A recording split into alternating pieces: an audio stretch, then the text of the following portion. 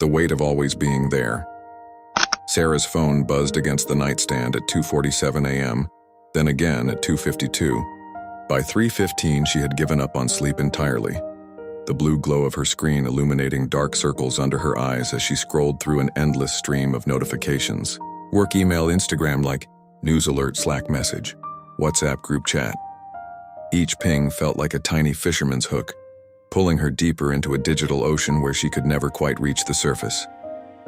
It hadn't always been this way.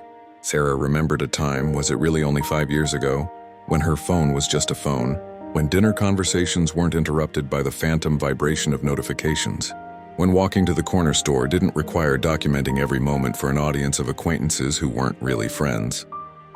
Now at 28, she felt ancient, not because of her age, but because of the weight she carried, the weight of being constantly available, constantly performing, constantly on. Her best friend Maya had noticed it first. "You check your phone every 30 seconds, she'd said over coffee last month. "Even when we're talking about your dad's surgery." Sarah had felt defensive then, but now staring at her ceiling in the pre-dawn darkness, she realized Maya was right. She had missed the actual conversation, the one happening right in front of her, because she was too busy managing all the other conversations happening in her pocket. The irony wasn't lost on her. In trying to stay connected to everyone, she had disconnected from everything that mattered. Her relationship with Tom had ended 3 months ago. Not with a fight, but with a whimper. They had spent their last evening together sitting on the same couch, each absorbed in their respective screens, occasionally showing each other memes instead of sharing their actual thoughts. When he finally said, "I feel like I'm dating your phone," she had looked up, surprised to find him already looking at her with sad, tired eyes. Work had become a 24-hour marathon. Her boss expected immediate responses to emails sent at 11 p.m. Her team's Slack channel never slept, pulsing with urgent messages about deadlines and meetings and deliverables. She had become so efficient at multitasking that she had forgotten how to do just one thing well. Even her body was rebelling. Her neck ached from constantly looking down. Her thumb cramped from endless scrolling. Her mind raced even when she tried to meditate, automatically composing tweets and status updates about the experience of trying to find peace. But the real cost wasn't physical.